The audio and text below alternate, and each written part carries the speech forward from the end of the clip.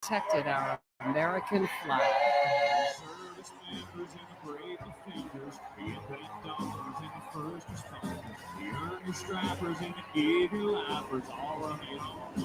American spirit, that red, white, and blue. It's fun for me and for you. ეს არის პირდაპირი რეპორტაჟი ამერიკაში რესპუბლიკელების ყრილობიდან და ახლა ეს სკოლაში შეჩვენებაა. ერთად დაველოდოთ ეს უნდა იყოს ვიცე პრეზიდენტობის კანდიდატის იმედით გამოსვლა. ძალიან დიდი ამბავია აკეთილი მისი კანდიდატობის გამო, ყოველთვის მისი პოზიციების გამო და აჯერსკების მოყოლურს და სკოლისგან გაგონილს საკუთარი ყურით გაგონილი ჯობია და მოდი ერთად დაველოდოთ ამას ყველაფერს, მოვისმინოთ, ჩვენით ვიფიქროთ, ჩვენით გავიანალიზოთ. ეს იქნება პირდაპირ ამ ადამიანისგან ნათქვამი სიტყვები. ანუ არავისი მონაყოლი და გადათქმული და აღქმული და სხვანაირად გაგებული არ იქნება. პირდაპირ რასაც იტყვის, თვითონ იტყვის და ჩვენც მოვისმინოთ და გავიგოთ. ძალიან დიდი იმედი მაქვს, ინგლისური ძალიან ბევრი მაიცის და ყველას მოდი ერთად დაველოდოთ ამას ყველაფერს. American spirit. American spirit.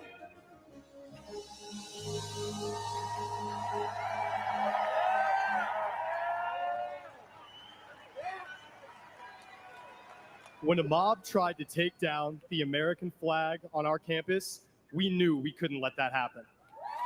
We stood guard, we held it up, and we did not let it fall. It was all about respect, not just for the cloth, but for everything that the flag stands for. Too many people have sacrificed everything for it. The least we can do was keep it flying. And tonight, we are proud to honor our flag again.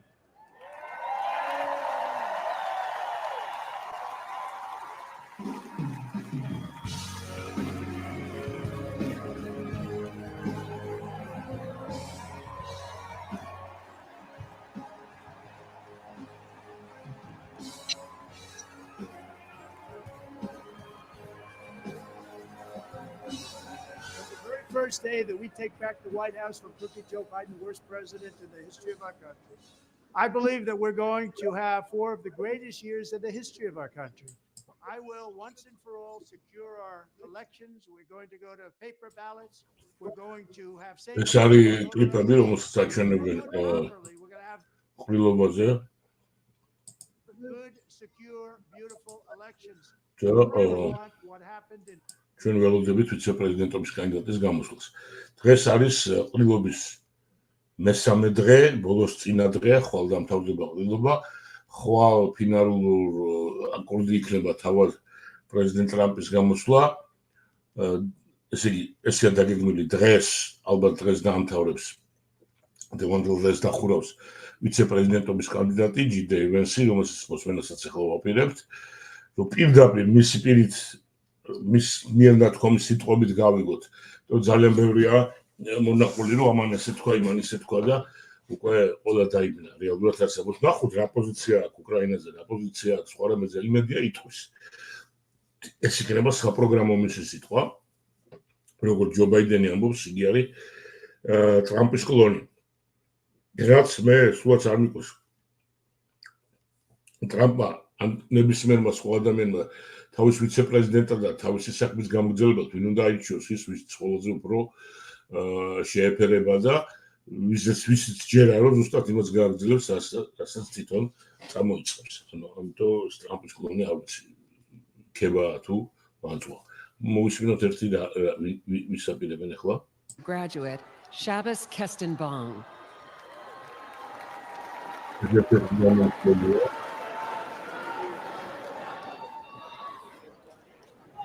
My name is Shabbos Kestenbaum. I am a proud first-generation American. I am a proud Orthodox Jew.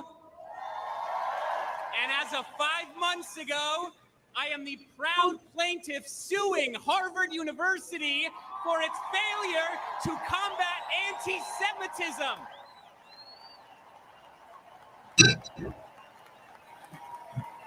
ეს არის ებრაელი ხალხის წარმომადგენელი ამერიკელი დასაკვირველია, რომელმაც უჩივლა ჰარვარდის უნივერსიტეტს. Of Western civilization. What I found was not theology, but a contempt for it.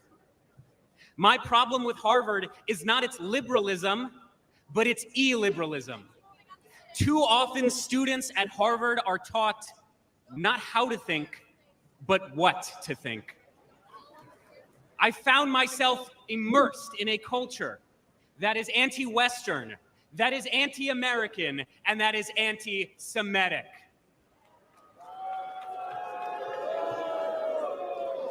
After October 7th, the world finally saw what I and so many Jewish students across this country experienced almost every day. When I planted 1,200 Israeli and American flags on campus, they were all vandalized within 24 hours. I was harassed by my peers merely for being a Jew and have received countless death threats online. Students and professors have openly called for new Hamas-style attacks against the United States. And perhaps most damning, when Hamas terrorists butchered 45 American citizens on October 7th, when they took 12 Americans hostage, Harvard refused to immediately and unequivocally condemn this atrocity. My fellow Americans, the anti-Semitic bigotry, unfortunately, extends far beyond the universities. Although I once voted for Bernie Sanders, I now recognize that the far left has not only abandoned the Jewish people, but the American people.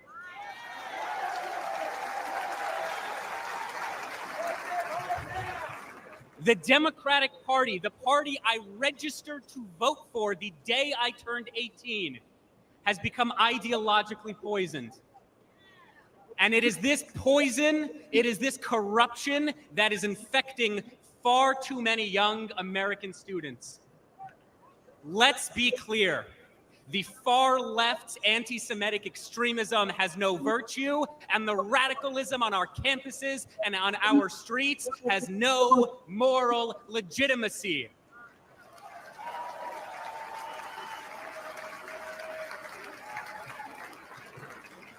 Sadly,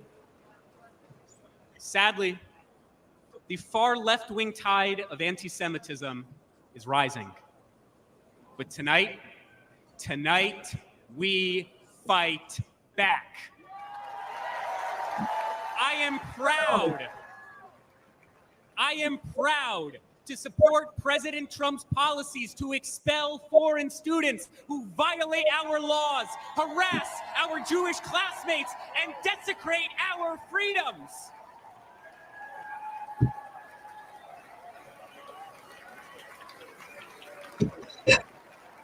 Let's elect a president who will instill patriotism in our school once again. Let's elect a president who will confront terrorism and its supporters once again.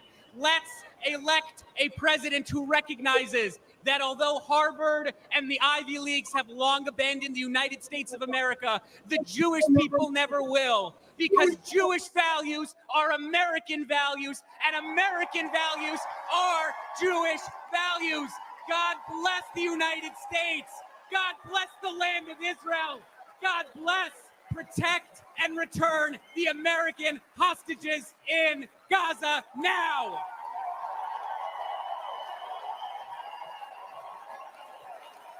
Ladies and gentlemen, please welcome the parents of an American hostage held in Gaza, Orna and Ronan Nutra.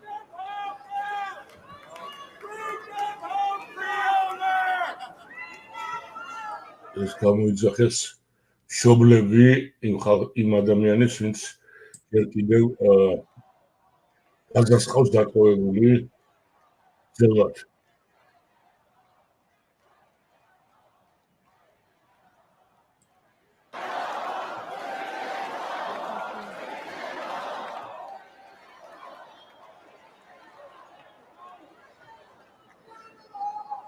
Our son, Omer, is an American citizen.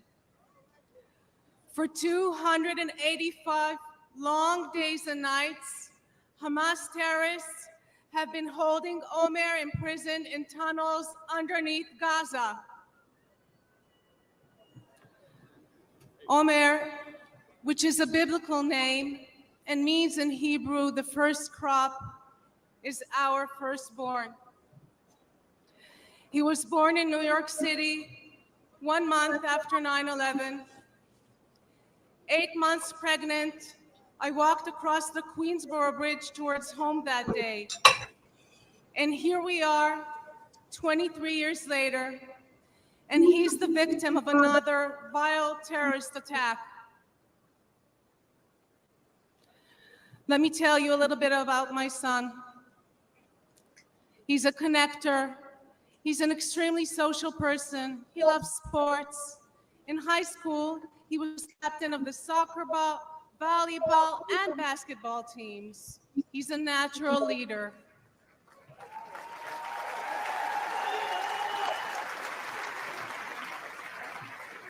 And he cares deeply about others and about helping them grow. He turned 22 on October 14th, 2023. And instead of celebrating with us and with his friends, he spent his birthday as a hostage of Hamas terrorists. Imagine, over 9 months, not knowing whether your son is alive, waking up every morning, praying that he too is still waking up every morning, that he is strong and is surviving. I recite Psalm 23 in his merit every single day. Gam ki elech begei tzal mavet, lo erara ki ata imadi. I walk through the shadow of the valley of the shadow of the death. I will fear no evil, for thou art with me, thy rod and thy staff, they comfort me. Bring them home. Bring them home. Bring them home. Bring them home. Bring them home.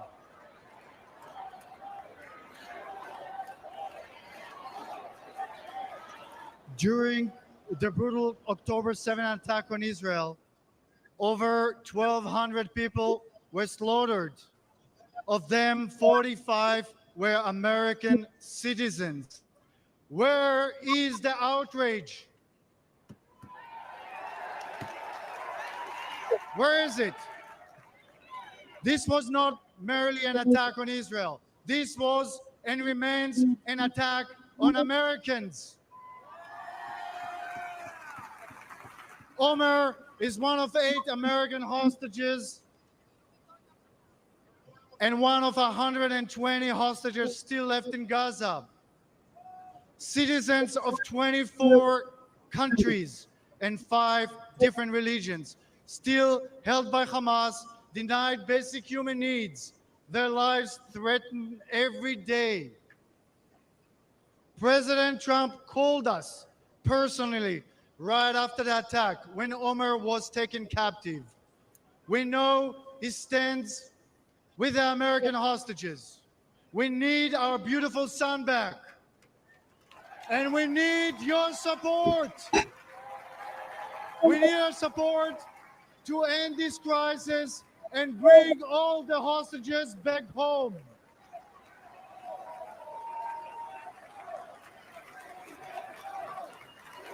Them home. Bring them home. Bring them home. Bring them home. Bring them home.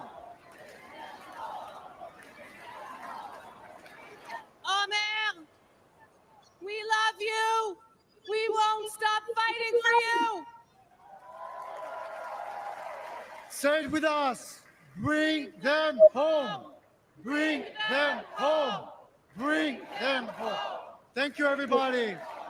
God bless Israel and God bless America.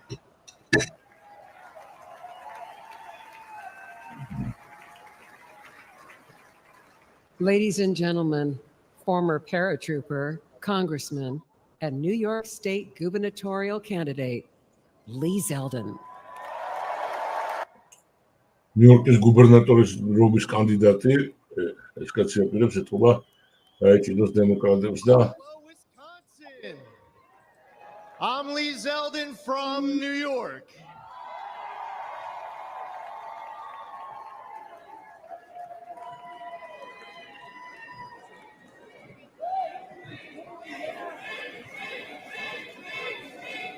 A nation led by President Trump is a nation stronger, safer, and more secure. As a former 82nd Airborne paratrooper,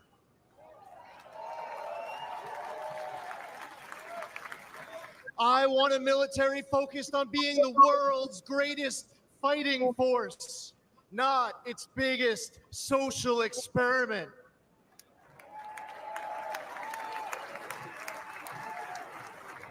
We need a president treating our friends as friends and our adversaries as our adversaries, understanding they only respect strength, not weakness.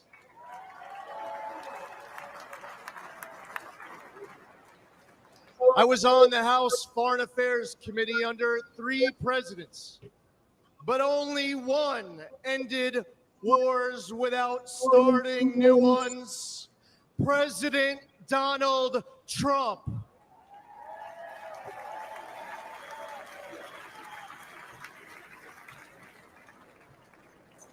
As one of 2 Jewish Republicans in Congress, it was amazing to witness history-making progress, strengthening the U.S.-Israel relationship under President Trump, moving our embassy in Israel to Jerusalem, recognizing Israel's sovereignty over the Golan Heights, and launching the Abraham Accords, which no one said was possible.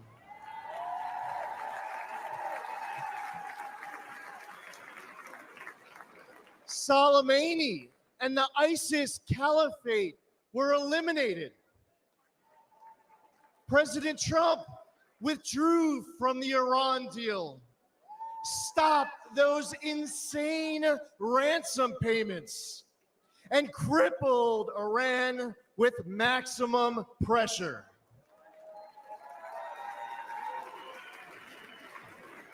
But then everything went downhill under Biden.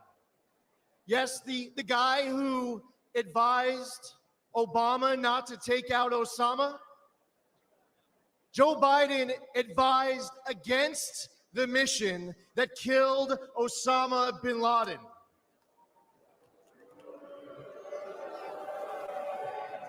As an American, and especially as a New Yorker, that's unforgivable. Even in his prime, he had bad judgment. And it's only gotten worse with age. We cannot count on Biden to make this kind of crucial 3 a.m. decision. Heck, we can't rely on him at 3 in the afternoon.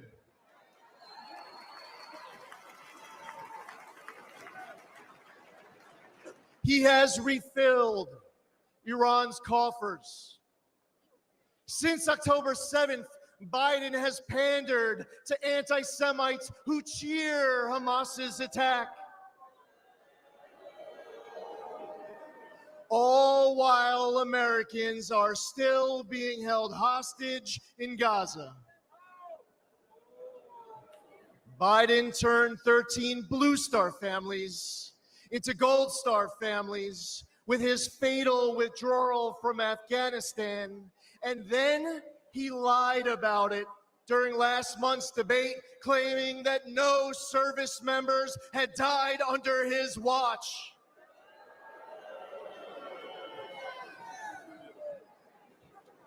We must elect President Trump. Whether building an Iron Dome defense shield at home, countering China and other bad actors abroad, or securing our borders, he will make America strong and respected again. President Trump risks everything for us.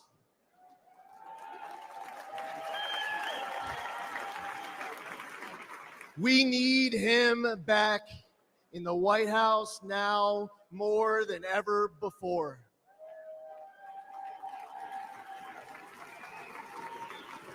To make America great again, we must first, and God willing, we will expand the Republican majority in the United States House of Representatives. We will flip the United States Senate. We are going to elect J.D. Vance, our next vice president. And we will make Donald J. Trump the 47th president of these United States. Thank you. God bless you. God bless President Trump and his family, and God bless America.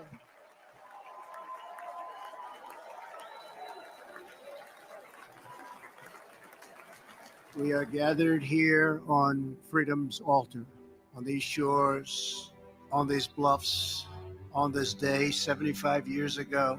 10,000 men shed their blood and thousands sacrificed their lives for their brothers, for their countries, and for the survival of liberty. Those who fought here won a future for our nation. They won the survival of our civilization. These men ran through the fires of hell, moved by a force no weapon could destroy. The fierce patriotism of a free, proud, and sovereign people. And they showed us the way to love, cherish, and defend our way of life for many centuries to come. And our children and their children will forever and always be free.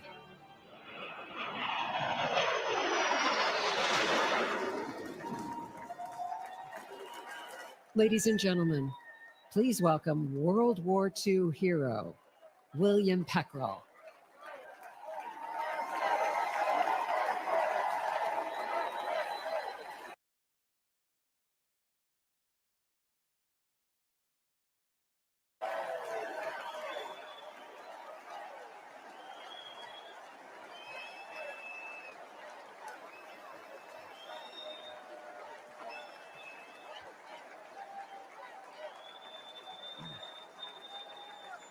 Thank you very much. My name is Bill Peckrell. I'm a proud Wisconsinite. I'm a proud husband of 76 years old to my wife, Rosemary.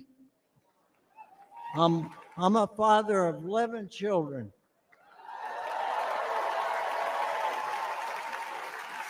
6 girls, 5 boys.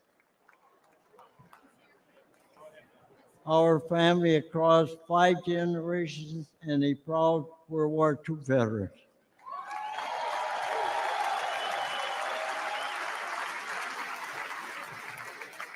I'm 98 years old.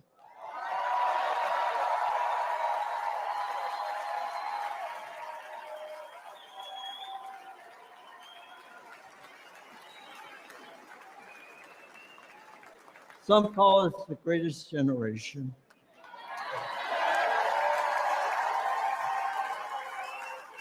That's an honor, considering America is the greatest nation in the history of the world.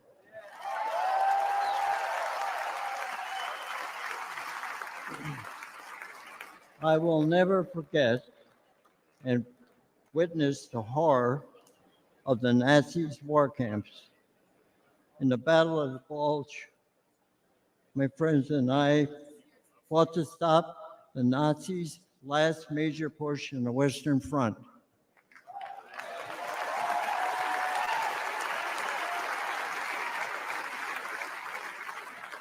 A few months later, Hitler was dead. The Nazis were defeated.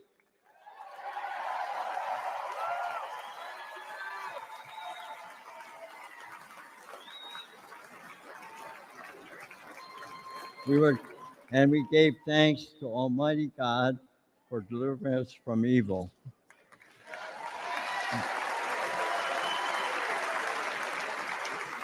But not many of us came home.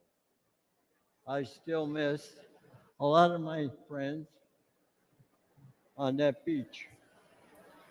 And there were many of us left. There aren't many of us left today.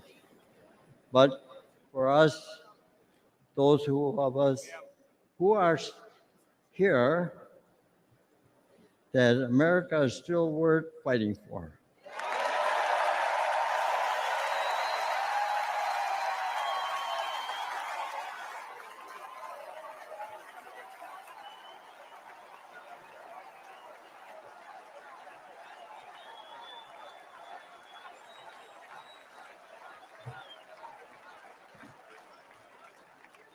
It hurts my heart to see what our current president and vice president have done to the country I love so well. They humiliated us in Afghanistan. We pushed around in China. Terrorists run wild in the Middle East, and they let our own southern border get overrun.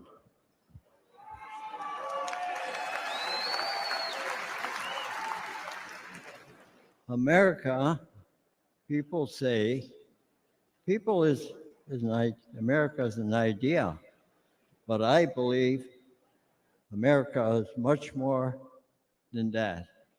America is our home.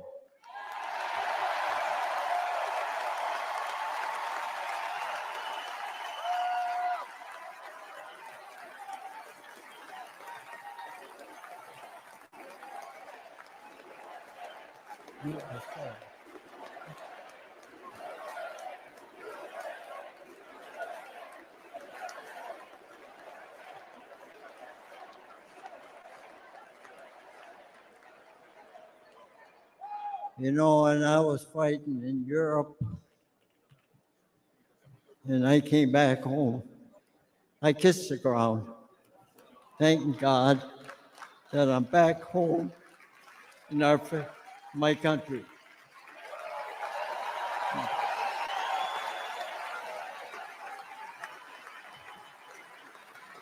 And where I come from, when somebody comes for me or my home, you dig in your boots in the ground and never look back.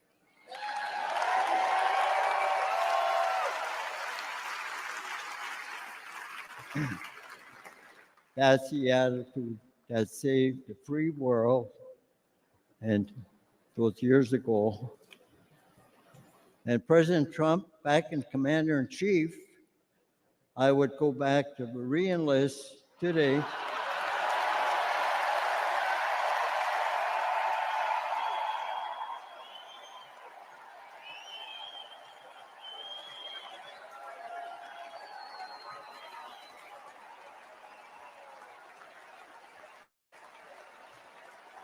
And I would storm whatever beach my country needs me to fight again. God bless you. God bless our home and the United States of America.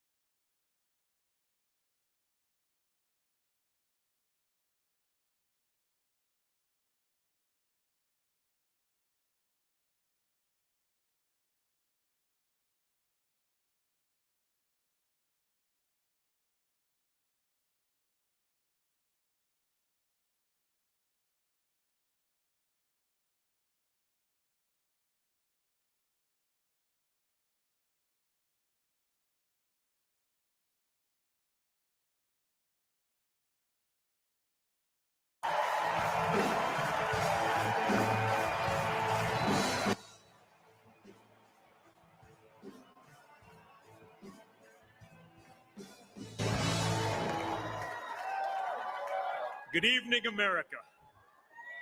Before I begin my remarks, I'm going to do something a little uncharacteristic. A Trump is going to give up the microphone. Doesn't happen often. You may never see it again. But I got a call on Monday morning from a young lady who said, "Dad, I want to speak at the RNC."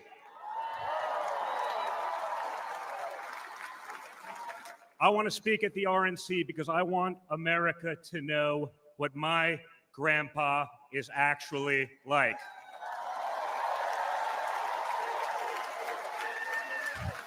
So for the first time ever on a stage, first time ever giving a speech, I want to bring out my eldest daughter and the eldest granddaughter of the President of the United States, your favorite president, Kai Madison Trump.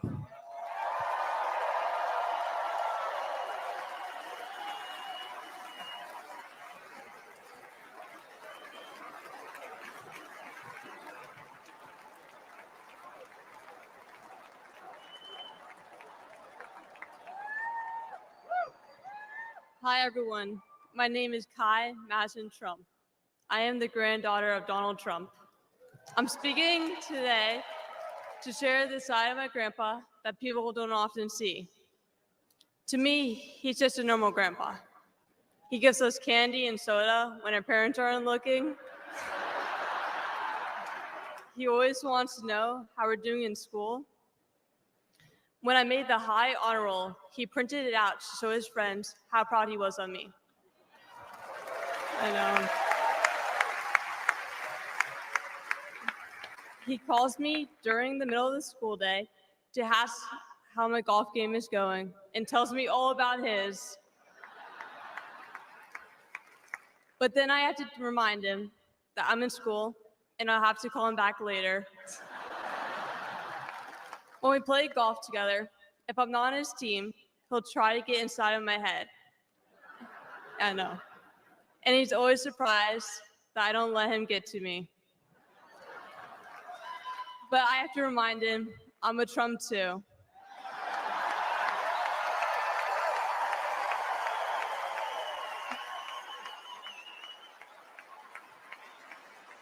Even when he's going through all these court cases, he always asks me how I'm doing. He always encourages me to push myself to be the most successful person I can be. Obviously, he sets the bar pretty high, but who knows, maybe one day I'll catch him. On Saturday, I was shocked when I heard that he has been shot, and I just wanted to know if he was okay. It was heartbreaking that someone would do that to another person.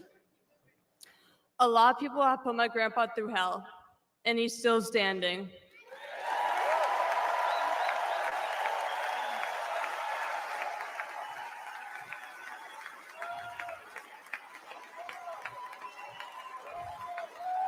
Grandpa, you are such an inspiration, and I love you.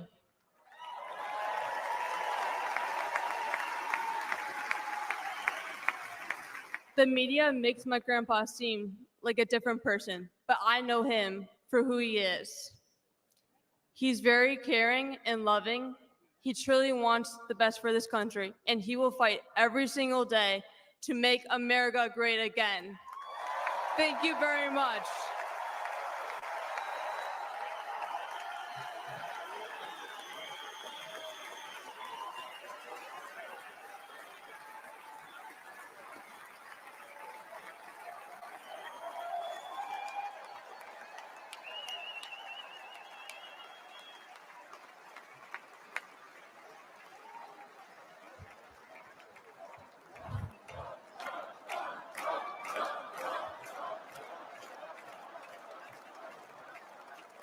A lot of proud moments this week for my family.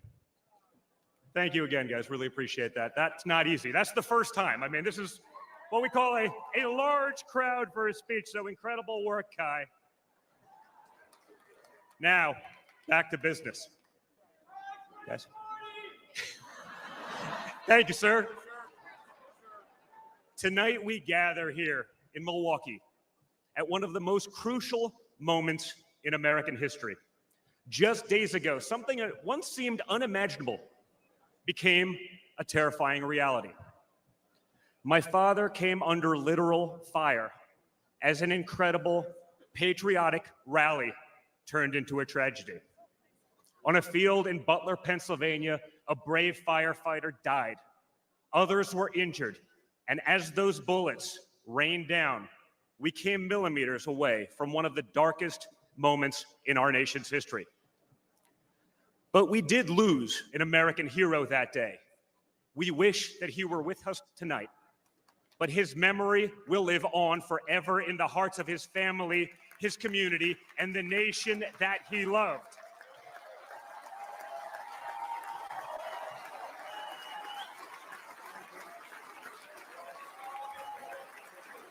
So I would like to take just a moment tonight to express our gratitude for the life and service of American hero, Corey Comparator.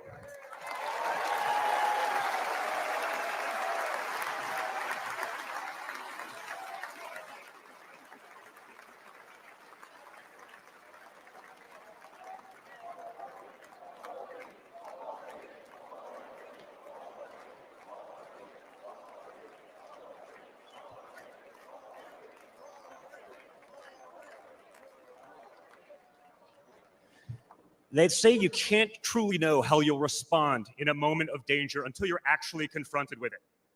So what was my father's instinct as his life was on the line? Not to cower, not to surrender, but to show for all the world to see that the next American president has the heart of a lion.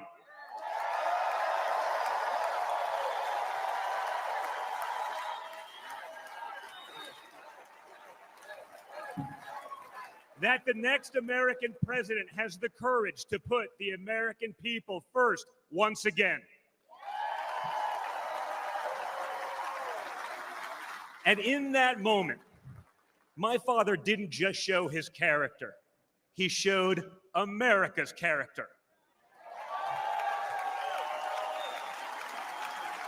When he stood up with blood on his face and the flag at his back, the world saw a spirit that could never be broken.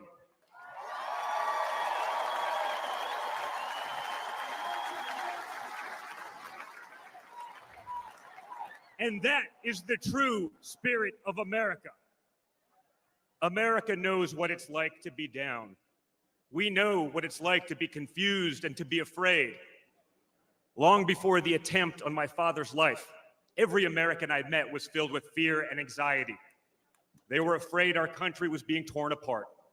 They were anxious about the massive and chaotic invasion of illegal aliens across our border. They were deeply concerned about partisan lawfare, education indoctrination, and attacks on freedom of speech. Most terrifying of all, they saw that our leaders didn't care, or worse, that they joyfully aided and abetted the erosion of our rights. And the lies. Oh yeah, the lies. We won't ever forget the lies. From left-wing politicians, from their allies in the media, when you hear them in a row, you fully understand the extent they have gone to divide this great nation. They lied about Russia collusion. They lied about Hunter's laptop. They lied about Joe Biden's fitness for office. They lied about the border being secure. They lied about inflation being transitory. They lied about how they would safely withdraw from Afghanistan. They lied about Biden being a, quote, moderate. And they told one nonstop lie after another about my father. But they could only run away from reality for so long. All hell has broken loose in America, and it's impossible to hide anymore.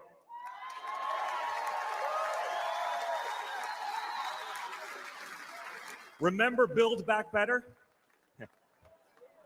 Instead, we got broke, bumbling Biden.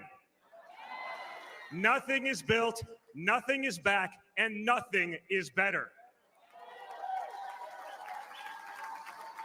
Bridges are collapsing, our credibility is crumbling, and our money is worth less and less every single day. It was just one giant bait and switch, and normal Americans are the ones left holding the bag. Housing costs, gasoline prices, grocery bills just keep going up. Wave after wave of illegal aliens, deadly drugs keep pouring across our border. Meanwhile, pro-crime district attorneys have turned our cities into giant crime zones. They've turned criminals into victims, prosecutors into criminal defense attorneys, and police into public enemies. Left-wing activists are pretending to be educators, teaching our kids that there are 57 genders, but they can't even define what a woman is.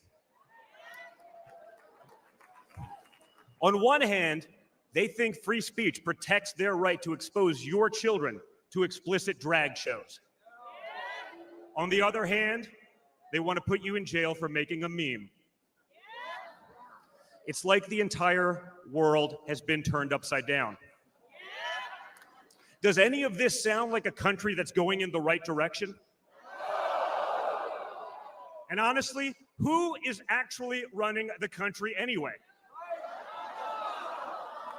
It's obviously not Joe Biden. So who are they asking us to elect? Seriously, who's running things?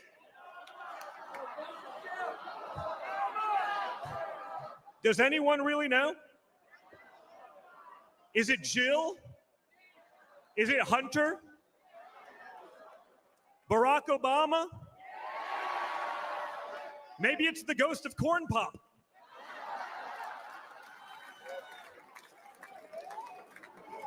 Whoever is running the show, the only thing they are effective at is persecuting my father. They twisted, contorted, and corrupted the criminal code to turn bookkeeping errors into felonies. They concocted new legal theories out of thin air. They imposed gag orders on my father because the last thing a defendant should be able to do is defend himself, right? They punished him for merely speaking the truth. They say they hate Vladimir Putin, but it sure seems like they've spent a lot of time copying his playbook.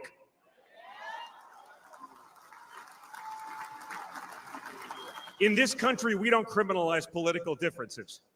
We debate them. We vote on them.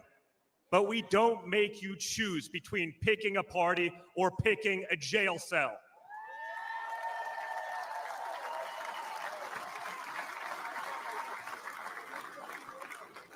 There was a time when the Democrats really wanted what was best for America, even if they had a different way of getting there. It was the party of Franklin Roosevelt, John F. Kennedy, Martin Luther King Jr. You may have disagreed with that party, but at least you could respect it. But this new extreme Democrat Party, they want us to somehow believe that the only way forward is going backwards, where hiring decisions are based solely on race, where justice is only for those with the right opinions, where streets are a luxury only for the elite, where economic opportunity exists only when you know the right people.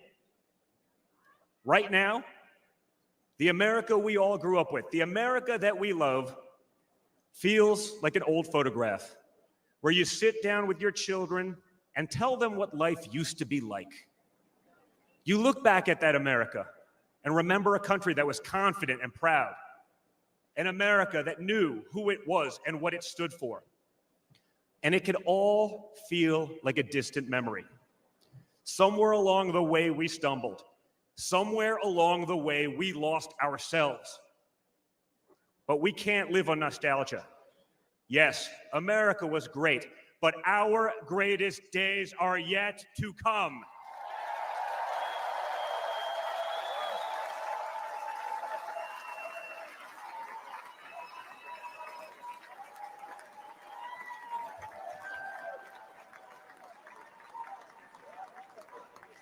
Because no matter how far off that old photo may feel, it's not the end of our story. We're like that man who stood on that platform and felt the bullet pierce his flesh just days ago in Pennsylvania. He may have moved to the ground, but he stood back up.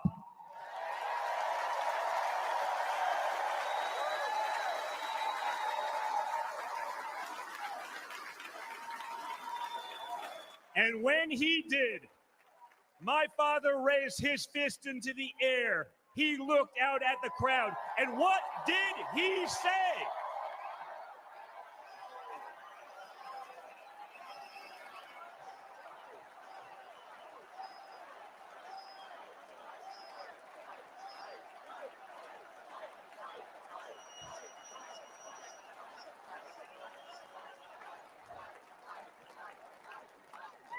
And we will fight.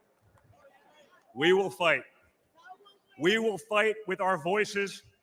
We will fight with our ideas. And on November 5th, we will fight with our vote.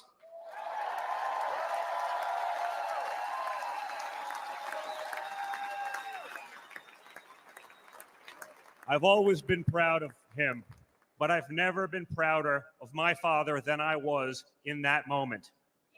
That's when the world found out that there is tough, and then there's Trump tough.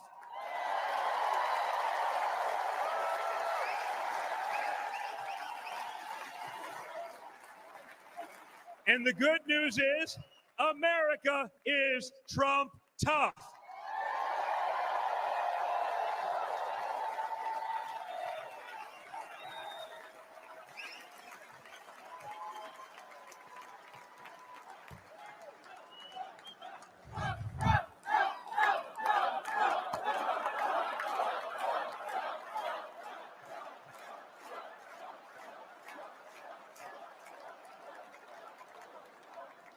In 1912, more than a century ago, another legendary Republican president came right here to Milwaukee. At a political rally less than 1 mile from where we stand tonight, Teddy Roosevelt was struck by a would-be assassin's bullet. But he didn't quit either. he finished his speech and he kept fighting.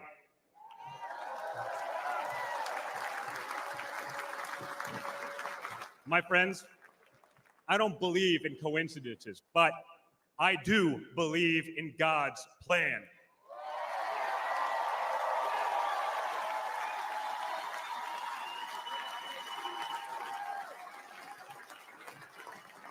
Today, Teddy Roosevelt's man in the arena has a name, and it's Donald J. Trump.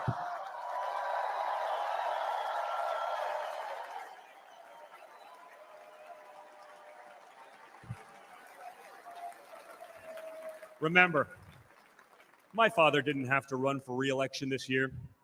He doesn't need the money, the fame, the power. Frankly, he doesn't need the witch hunts, the phony investigations, or the political prosecutions either. But he knew he had to run if there was any chance at saving America.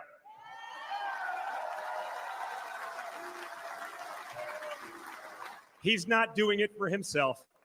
He's doing it for everyone here tonight, for everyone watching at home.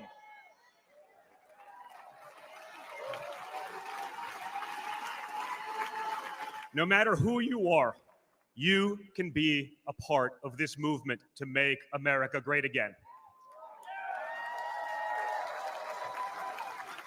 Look at me and my friend J.D. Vance, a kid from Appalachia and a kid from Trump Tower in Manhattan.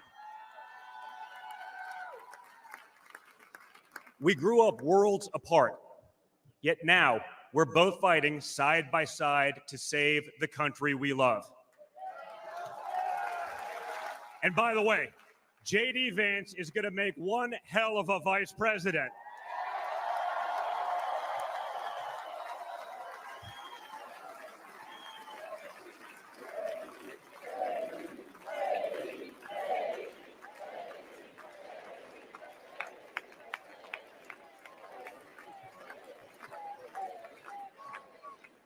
For those of you who have tuned out politics or have never even voted, I want you to know, if you're looking for a better life, a more prosperous future, a safer, more wholesome and patriotic place to call home, there's room for you in this party and in this movement.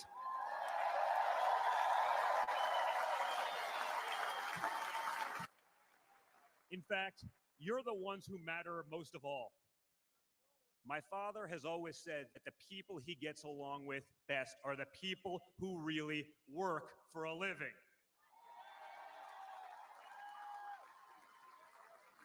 It's because of his background as a builder in construction, right?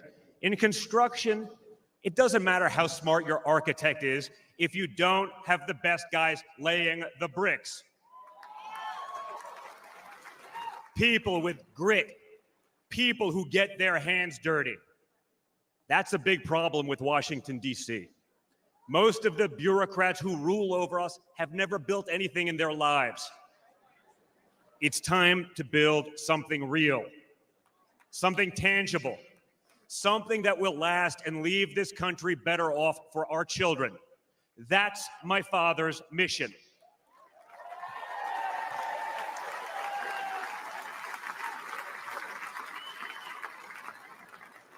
This November, we have a choice. It's a choice between one team that wants to build this country up and another that wants to tear this country down. It's a choice between people who are proud of America and people who are ashamed of America. And ultimately, it's a choice between America last and America first.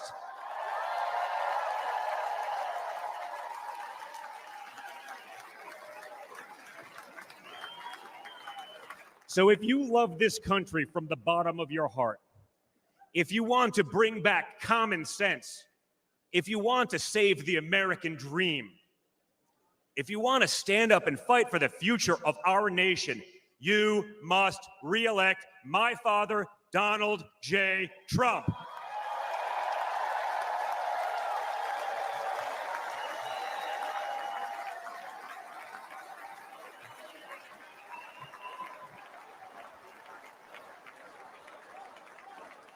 Together, we will make America great once again. Thank you. Thank you, Wisconsin. ეს იყო ტრამპის ვაჟის გამოსვლა და როგორც ეთქობა, ახლდება ვიცე-პრეზიდენტის კანდიდატობის ჯეი-დი ვენსის გამოსვლა, რომელიც დახურავს დღეს.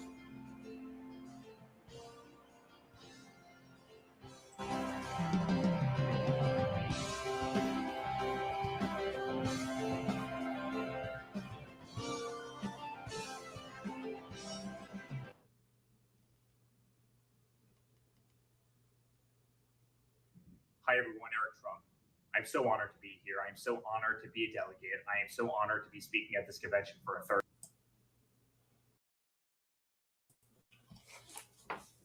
ეს არის ასე ვთქვათ კლიპის შესვენება. ეხლა ცოტა ხანში განახლდება ტრანსლაცია და როგორც ეთქობა, გამოვა ვიცე-პრეზიდენტის კანდიდატი ჯეი-დი ვენსი. მეყვებოდი მის შესახებ self-made man, როგორც ამბობენ ამერიკელები, თავისთავად თვითონ შექმნა ისე გამდიდრდა, დაიარა სამხედრო სამსახური, ისწავლა, დაამთავრა ოჰაიოს უნივერსიტეტი, დაამთავრა იელის უნივერსიტეტი, არის ფილოსოფიისა და იურისპრუდენციის დოქტორი, არის პოლიტიკური მეცნიერების ბაკალავრი, რამთავარია იყო სამხედრო Marine Corps, ანუ საზღვაო ქვეითი და არის ახლა ოჰაიოდან არჩეული სენატორი. მართალია სენატში ცოტა ხანია, სულ რაღაც წელიწად ნახევარი მე მგონი. და ტრამპმა დაასახელა თავის running mate-ად, ანუ თანა ზემბობენ ხოლმე team Trump, ანუ გუნდი, ორკაციანი გუნდი, რომელიც გამოდის ნიუ-იორკის არჩევნებში მონაწილეობას, ტრამპი პრეზიდენტი და ჯეი-დი ვენსი ვიცე-პრეზიდენტი. ბოლო წუთამდე უცნობი იყო, ვინ იქნება. ჯეი-დი ვენსი საკმაოდ ისეთი არაერთ მნიშვნელოვანი ფიგურაა, იგი იყო ძალიან დაპირისპირებული ტრამპთან.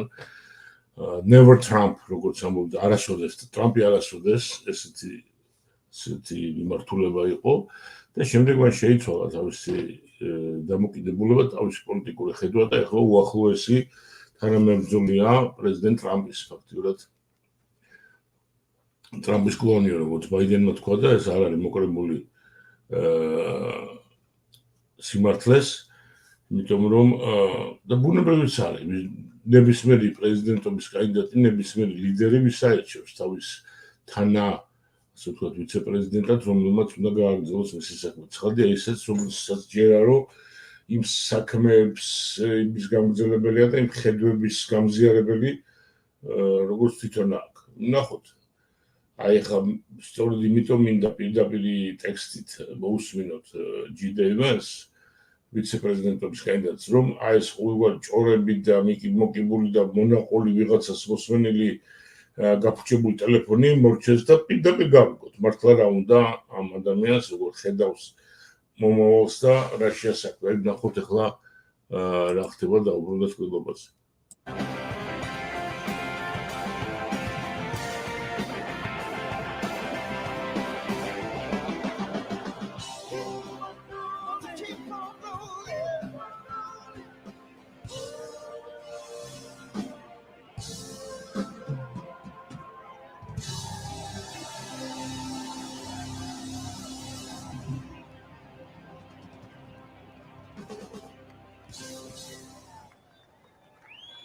It's nothing short of a miracle that J.D. Vance is a household name, or a United States senator, or our next vice president.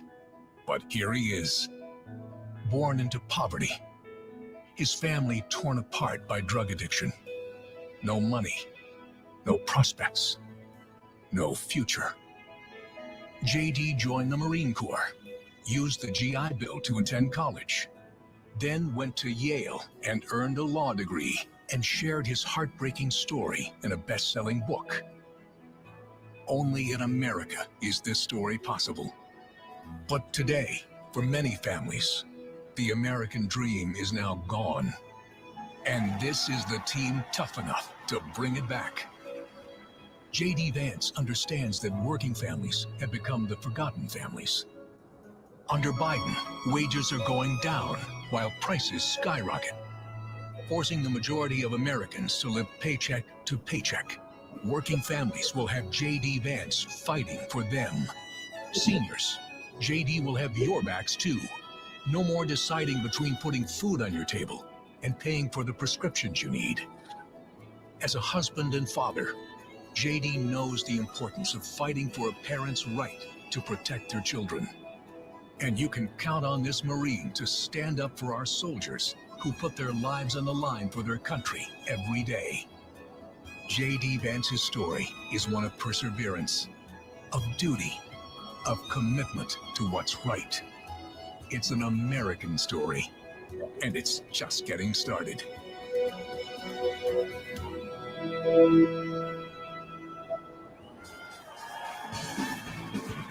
Ladies and gentlemen, please welcome Usha Vance.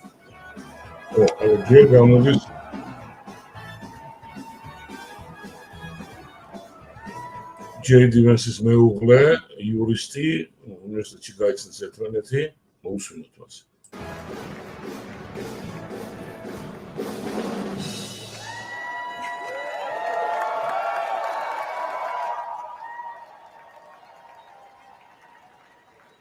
Good evening. Good evening. When I was asked to introduce my husband, J.D. Vance, to all of you, I was at a loss. What could I say that hasn't already been said before? After all, the man was already the subject of a Ron Howard movie. J.D. has shared much of his life through his own eloquent words. In his book, Hillbilly Elegy, during his Senate campaign, and now as a sitting United States Senator.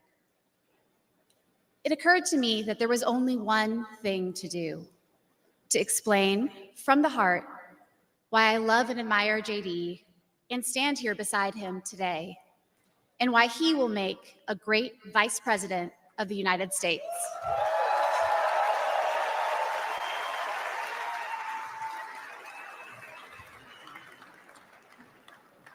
I met J.D. in law school when he was fresh out of Ohio State, which he attended with the support of the GI Bill. We were friends first because, who wouldn't want to be friends with J.D.? He was then, as now, the most interesting person I knew. A working class guy who had overcome childhood traumas that I could barely fathom to end up at Yale Law School. A tough Marine who had served in Iraq, but whose idea of a good time was playing with puppies and watching the movie Babe.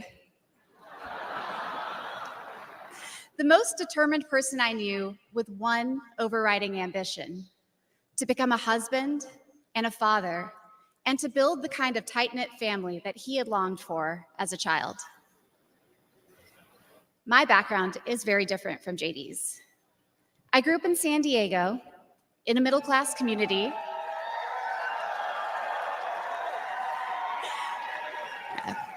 with two loving parents, both immigrants from India, and a wonderful sister. That JD and I could meet at all, let alone fall in love and marry, is a testament to this great country.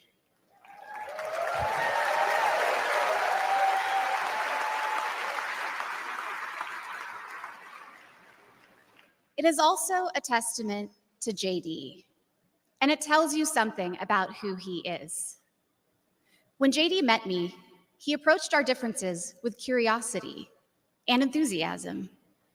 He wanted to know everything about me, where I came from, what my life had been like. Although he's a meat and potatoes kind of guy, he adapted to my vegetarian diet and learned to cook food from my mother, Indian food. Before I knew it, he had become an integral part of my family, a person I could not imagine living without. The JD I knew then is the same JD you see today, except for that beard. And And his goals in this new role are the same that he has pursued for our family: to keep people safe, to create opportunities, to build a better life, and to solve problems with an open mind. It's safe to say that neither JD nor I expected to find ourselves in this position, but it's hard to imagine a more powerful example of the American dream. A boy from Middletown, Ohio.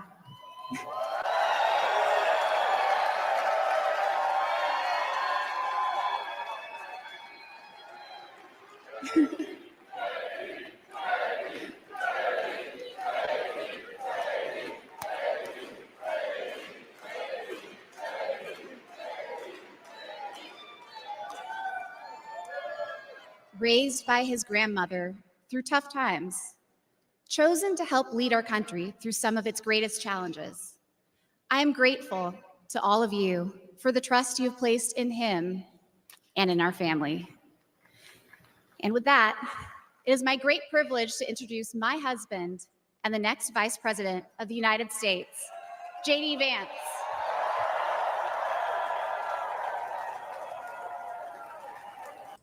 ძალიან მაგარი გოგოა, მე მგონი აი პოლიტიკოსის უჩვეანესი არის ეს პირველად მოვუსმინე და ეხლა მოვუსმინეთ თავად JD Vance-მა.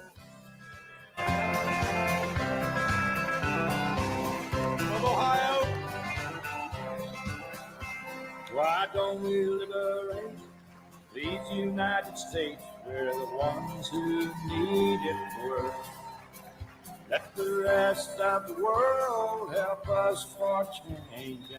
Ოლთვის ყავდია ადამიანს თვითონ მოусმინა და შეიძლება საბეჭდილო პირდაპირ მეცნიერულ ლაპარაკებით და არა კომპიუტერულ ტელეფონით. ნახოთ რასე. როგორც თქვენ ისე მე ოლთვის მე Let's rebuild America first. Thank you, please. Wow.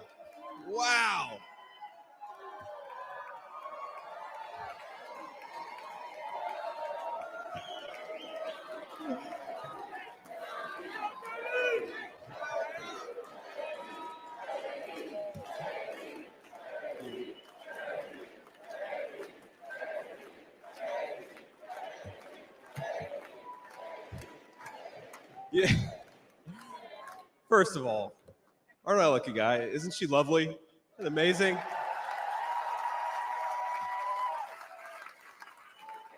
Greetings, Milwaukee, my fellow Americans and my fellow Republicans. My name is JD Vance from the great state of Ohio.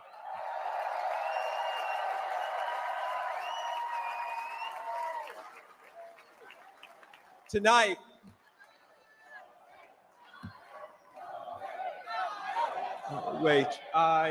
OHIO.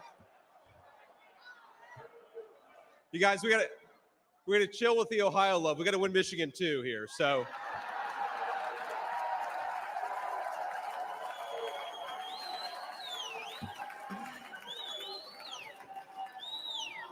My friends, tonight is a night of hope, a celebration of what America once was, and with God's grace, what it will soon be again.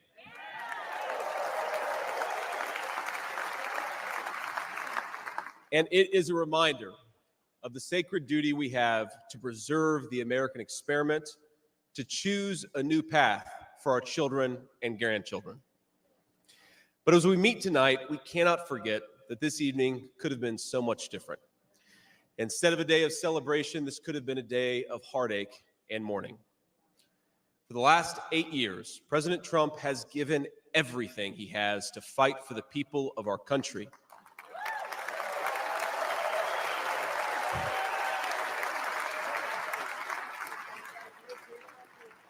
He didn't need politics, but the country needed him. Did it? Now, prior to running for president, he was one of the most successful businessmen in the world. He had everything anyone could ever want in a life. And yet, instead of choosing the easy path, he chose to endure abuse, slander, and persecution. And he did it because he loves this country.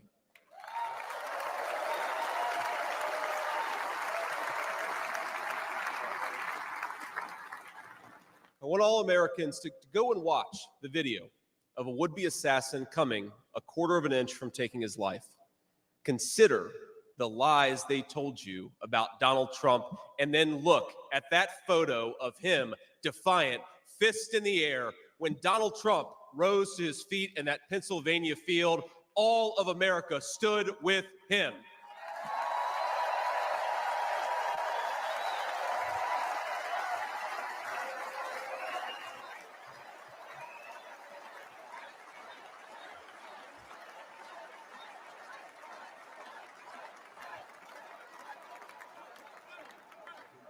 And what did he call us to do for our country? To fight for America. Even in his most perilous moment, we were on his mind. His instinct was for us, for our country, to call us to something higher, to something greater, to once again be citizens who ask what our country needs of us. Now consider what they said. They said he was a tyrant. They said he must be stopped at all costs. But how did he respond? He called for national unity, for national calm, literally right after an assassin nearly took his life.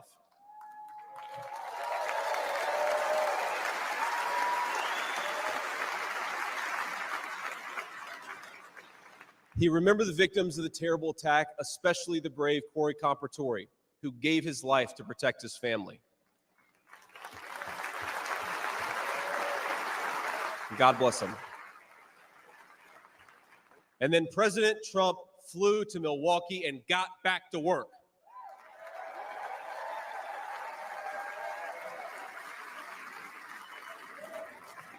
Now that's the man I've gotten to know personally over the last few years. He is tough, and he is, but he cares about people. He can stand defiant against an assassin one moment and call for national healing the next. He is a beloved father and grandfather, and of course, a once-in-a-generation business leader. He's the man who is feared by America's adversaries, but 2 nights ago, and I'll share a moment, said goodnight to his 2 boys, told them he loved them, and made sure to give each of them a kiss on the cheek. And I will say, Don and Eric squirmed the same way my 4-year-old does when his daddy tries to give him a kiss on the cheek. Sorry, guys. He is all those things, but tonight we celebrate he is our once and future President of the United States of America.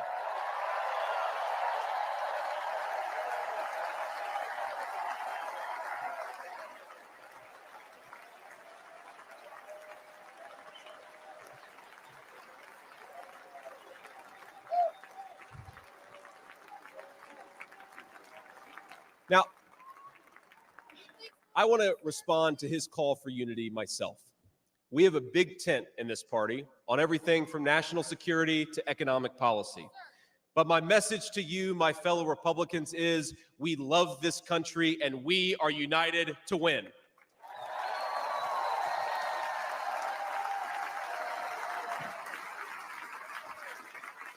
Right. Now, I think our disagreements actually make us stronger. That's what I've learned in my time in the United States Senate, where sometimes I persuade my colleagues and sometimes they persuade me. And my message to my fellow Americans, those watching from across the country, is shouldn't we be governed by a party that is unafraid to debate ideas and come to the best solution?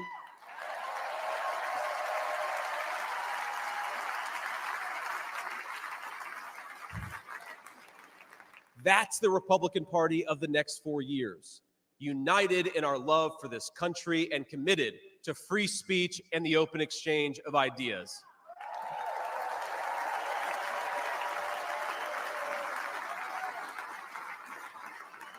And so tonight, Mr. Chairman, I stand here humbled, and I'm overwhelmed with gratitude to say I officially accept your nomination to be Vice President of the United States of America.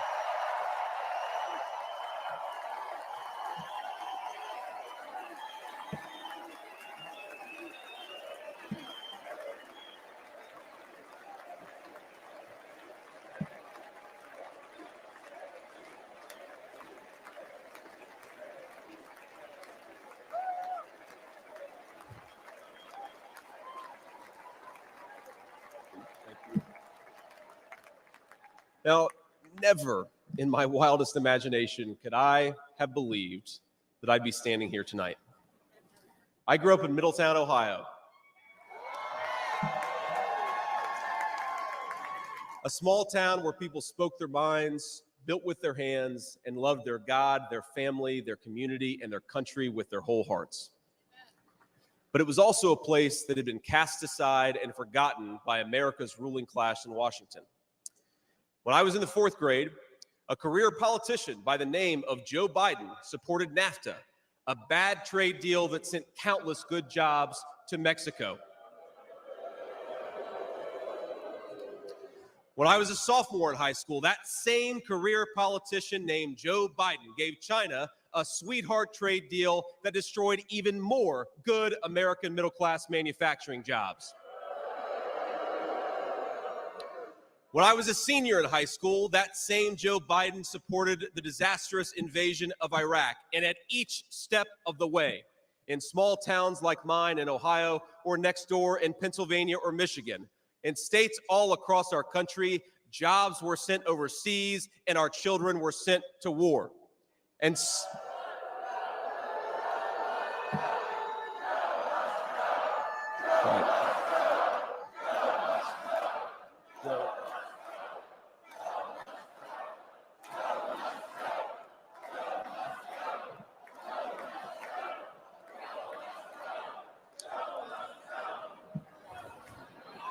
I agree.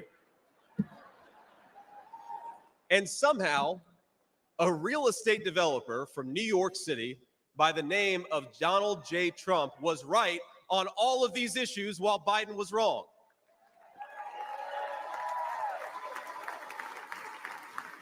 President Trump knew even then that we needed leaders who would put America first.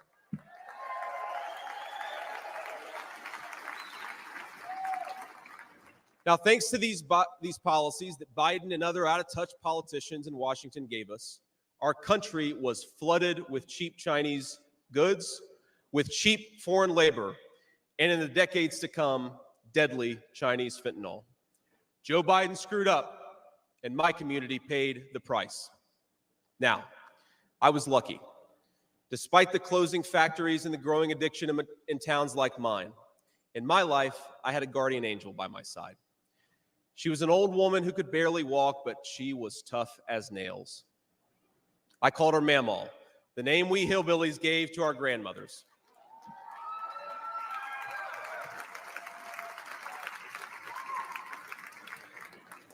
Mamaw raised me as Mamaw raised me as my mother struggled with addiction. Mamaw was in so many ways a woman of contradiction. She loved the Lord, ladies and gentlemen. She was a woman of very deep Christian faith.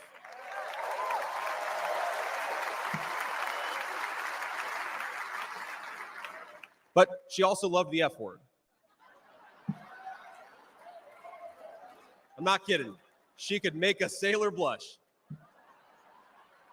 Now, she once told me, when she found out that I was spending too much time with a local kid who was known for dealing drugs, that if I ever hung out with that kid again, she would run him over with her car.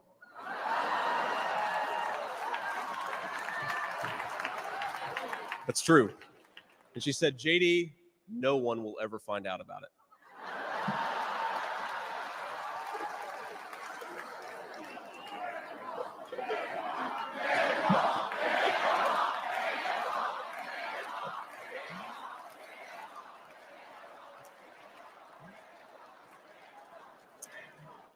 Now, thanks to that Mamaw, things worked out for me. After 9/11, I did what thousands of other young men my age did in that time of soaring patriotism and love of country.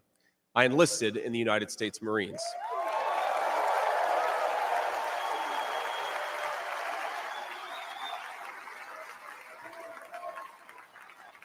Semper Fi to my fellow Marines. Now, I left the Marines after 4 years and went to the Ohio State University.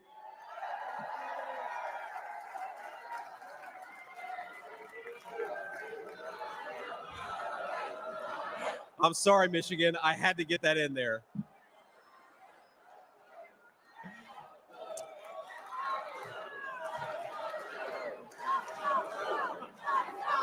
Come on, come on. We've had enough political violence. Now,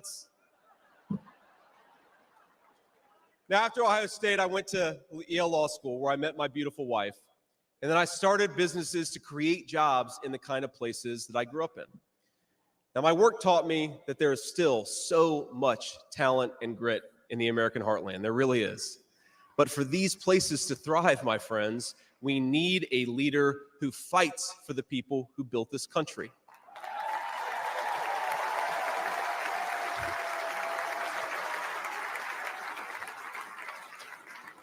We need a leader who's not in the pocket of big business, but answers to the working man, union and non-union alike.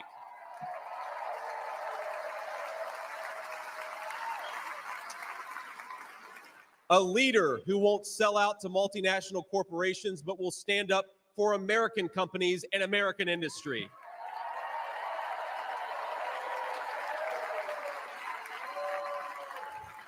A leader who rejects Joe Biden and Kamala Harris's Green New scam and fights to bring back our great American factories.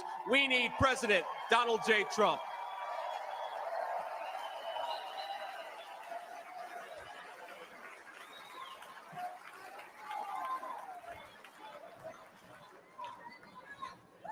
Some people tell me I've lived the American dream, and of course they're right, and I'm so grateful for it. But the American dream that always counted most was not starting a business or becoming a senator or even being here with you fine people, though it's pretty awesome. My most important American dream was becoming a good husband and a good dad, of being able to give. Thank you.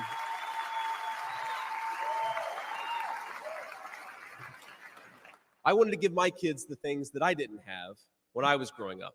And that's the accomplishment that I'm proudest of. That tonight, I'm joined by my beautiful wife, Usha, an incredible lawyer and a better mom, and our three beautiful kids, Ewan, who's 7, Vivek, who's 4, and Mirabelle, who's 2. Now, they're back at the hotel, and kids, if you're watching, Daddy loves you very much, but get your butts in bed. It's 10 o'clock. But my friends, things did not work out well for a lot of kids I grew up with. Every now and then, I will get a call from a relative back home who asks, "Did you know so-and-so?" And I'll remember a face from years ago, and then I'll hear they died of an overdose.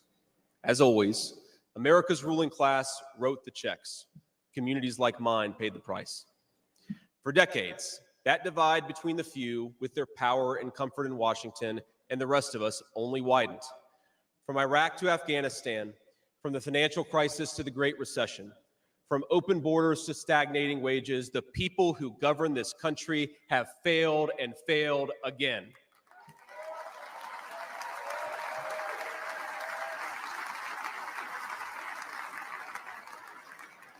That is, of course, until a guy named Donald J. Trump came along.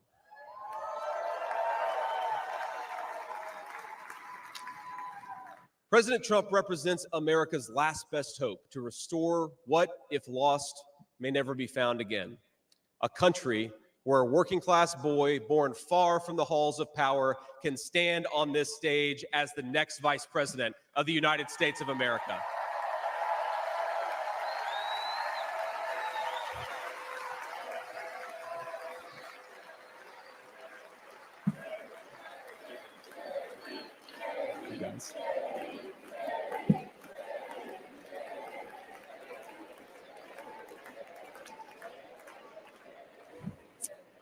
But my fellow Americans here in this stage and watching at home, this moment is not about me. It's about all of us, and it's about who we're fighting for.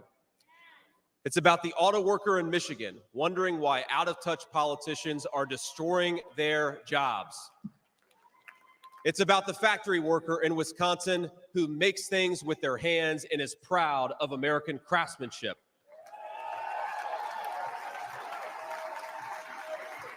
It's about the energy worker in Pennsylvania and Ohio who doesn't understand why Joe Biden is willing to buy energy from tin-pot dictators across the world when he could buy it from his own citizens right here in our own country.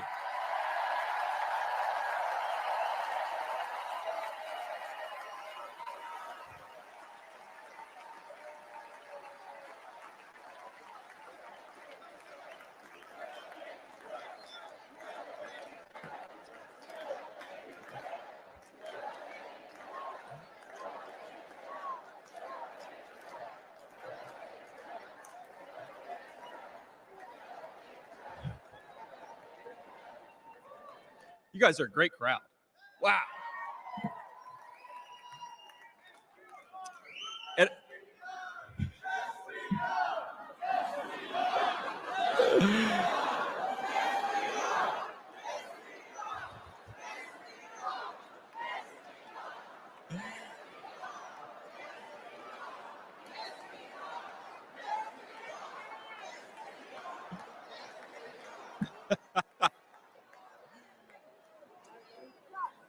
and it's about, our movement is about single moms like mine who struggled with money and addiction, but never gave up. And I'm proud to say that tonight my mom is here, 10 years clean and sober. I love you, Mom.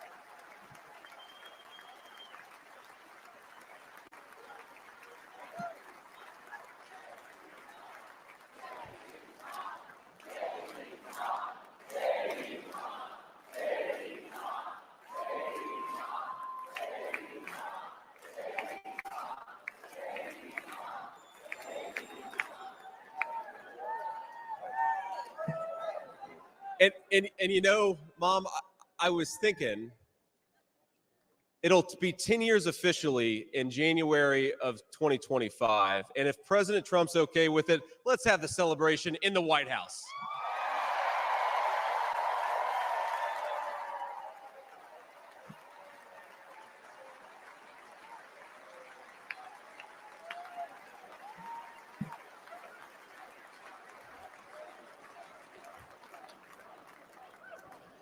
And our movement, ladies and gentlemen, it's about grandparents all across this country who are living on Social Security and raising grandchildren they didn't expect to raise. And while we're on the topic of grandparents, let me tell you another Mamaw story. Now, my Mamaw died shortly before I left for Iraq in 2005. And when we went through her things, we found 19 loaded handguns. They were...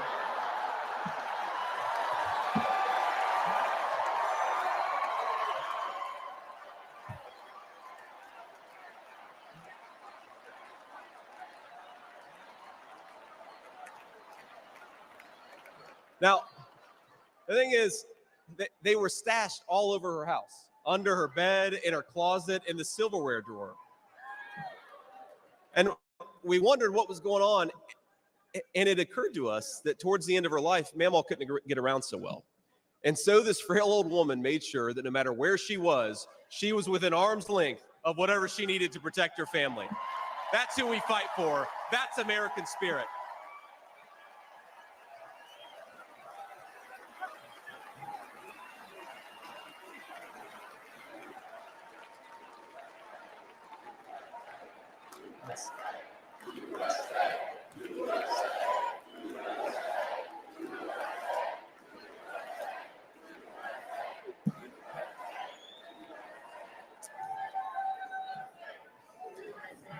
Now, Joe Biden has been a politician in Washington for longer than I've been alive, 39 years old. Kamala Harris is not much further behind. For half a century, he's been the champion of every major policy initiative to make America weaker and poorer. And in 4 short years, Donald Trump reversed decades of betrayals inflicted by Joe Biden and the rest of the corrupt Washington insiders.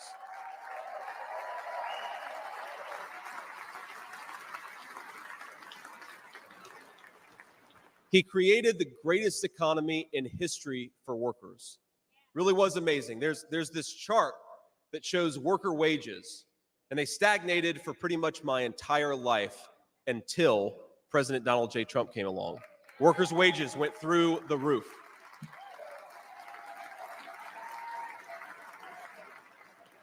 And just imagine what he's going to do when we give him 4 more years.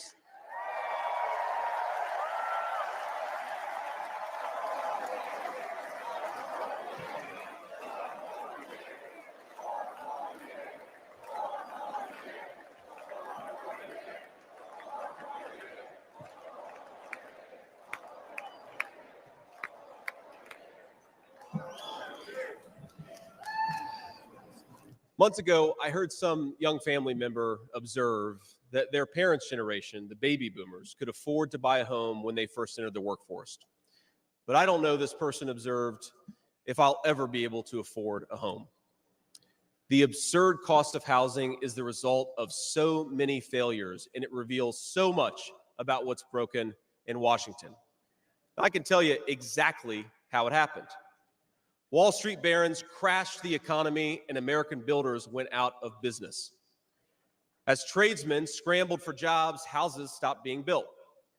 The lack of good jobs, of course, led to stagnant wages.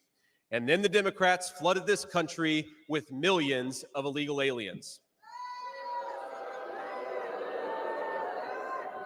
So citizens had to compete with people who shouldn't even be here for precious housing.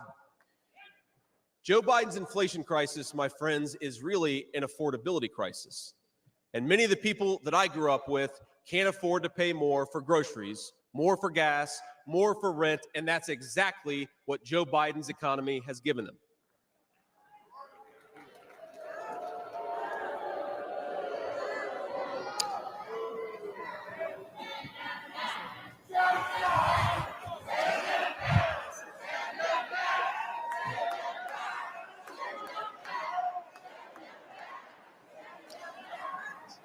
So prices soared, dreams were shattered, and China and the cartels sent fentanyl across the border, adding addiction to the heartache.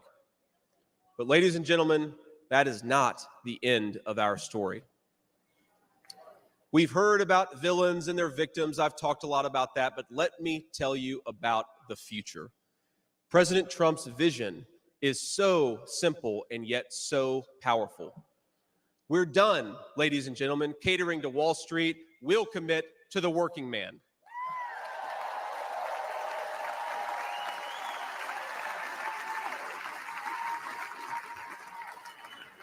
We're done importing foreign labor. We're going to fight for American citizens and their good jobs and their good wages.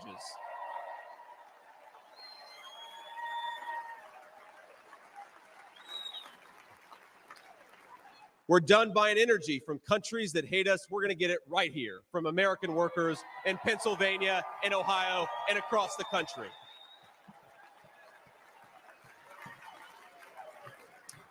We're done sacrificing supply chains to unlimited global trade, and we're going to stamp more and more products with that beautiful label, made in the USA.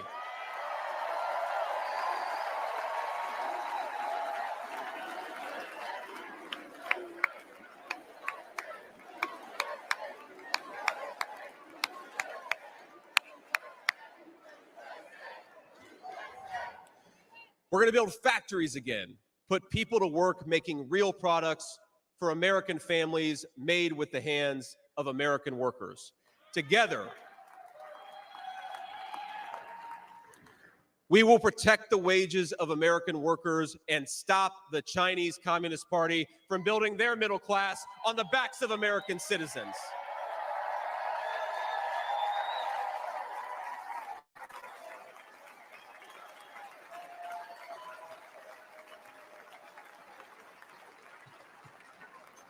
Together, we will make sure our allies share in the burden of securing world peace. No more free rides for nations that betray the generosity of the American taxpayer.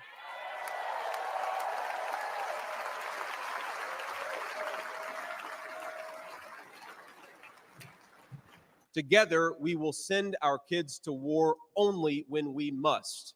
But as President Trump showed with the elimination of ISIS and so much more, when we punch, we're going to punch hard.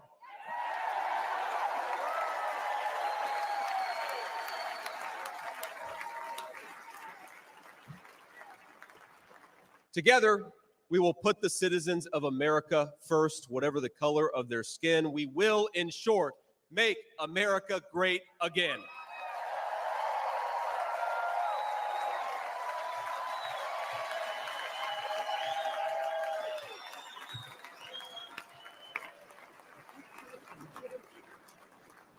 You know, one of the things that you hear people say sometimes is that America is an idea.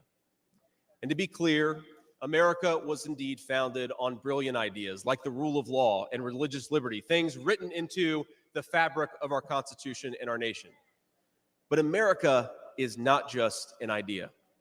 It is a group of people with a shared history and a common future. It is, in short, a nation. Now, it is part of that tradition, of course, that we welcome newcomers. But when we allow newcomers into our American family, we allow them on our terms.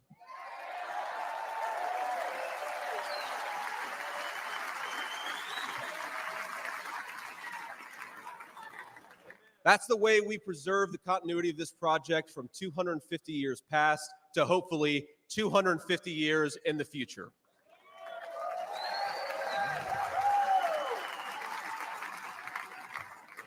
And let me illustrate this with a story, if I may. I'm, of course, married to the daughter of South Asian immigrants to this country. Incredible people. People who genuinely have enriched this country in so many ways. And of course, I'm biased because I love my wife and her family, but it's true. Now, when I proposed to my wife, we were in law school, and I said, honey, I come with $120,000 worth of law school debt and a cemetery plot on a mountainside in eastern Kentucky.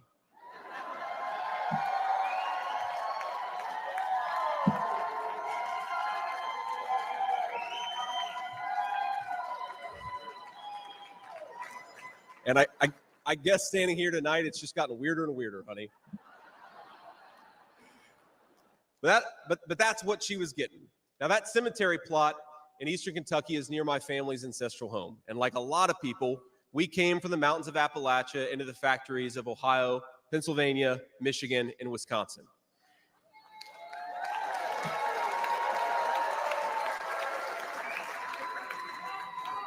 Now, that's Kentucky coal country, one of the 10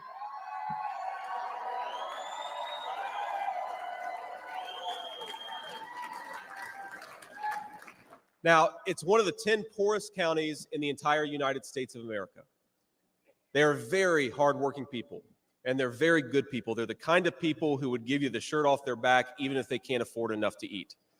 And our media calls them privileged and looks down on them.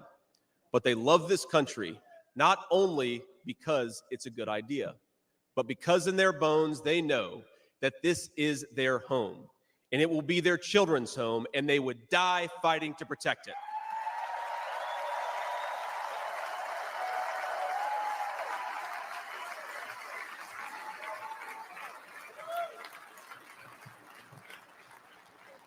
That is the source of America's greatness. As a United States Senator, I get to represent millions of people in the great state of Ohio with similar stories, and it is the great honor of my life. Now, in that cemetery, there are people who were born around the time of the Civil War. And if, as I hope, my wife and I are eventually laid to rest there, and our kids follow us, there will be 7 generations just in that small mountain cemetery plot in eastern Kentucky. 7 generations of people who have fought for this country, who have built this country, who have made things in this country, and who would fight and die to protect this country if they were asked to.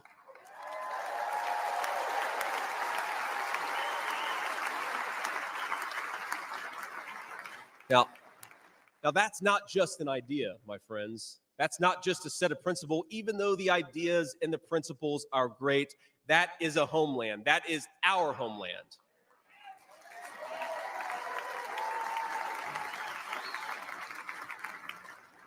People will not fight for abstractions, but they will fight for their home. And if this movement of ours is going to succeed, and if this country is going to thrive, our leaders have to remember that America is a nation and its citizens deserve leaders who put its interests first.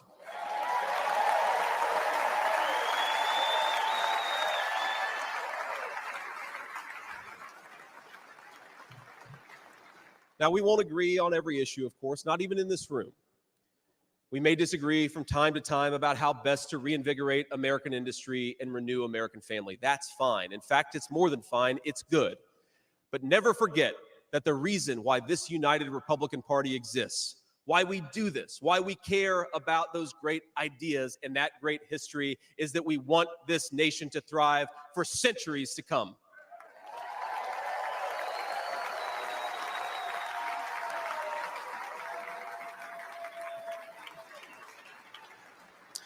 Now, eventually in that mountain cemetery, my children will lay me to rest.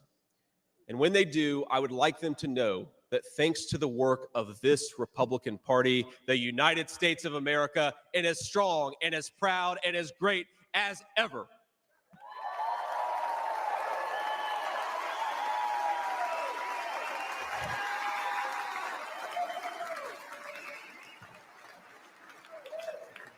That is who we serve, my friends. That is who we fight for. And the only thing that we need to do right now, the most important thing that we can do for those people, for that American nation that we all love, is to re-elect Donald J. Trump, President of the United States.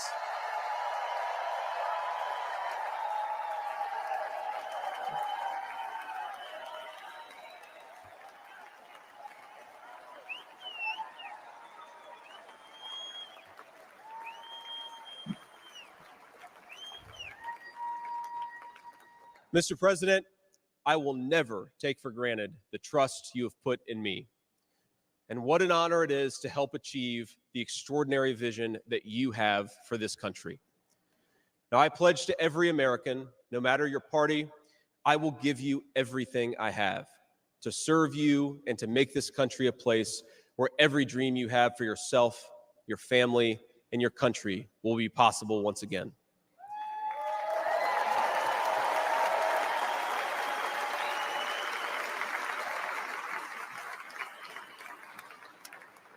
And I promise you one more thing.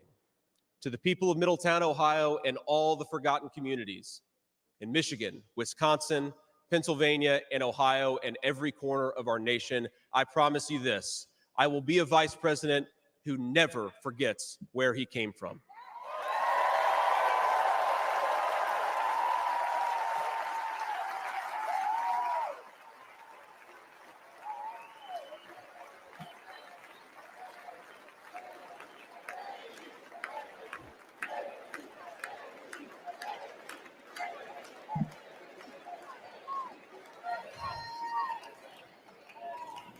And every single day for the next 4 years, when I walk into that White House to help President Trump, I will be doing it for you, for your family, for your future, and for this great country. Thank you. God bless all of you, and God bless our great country.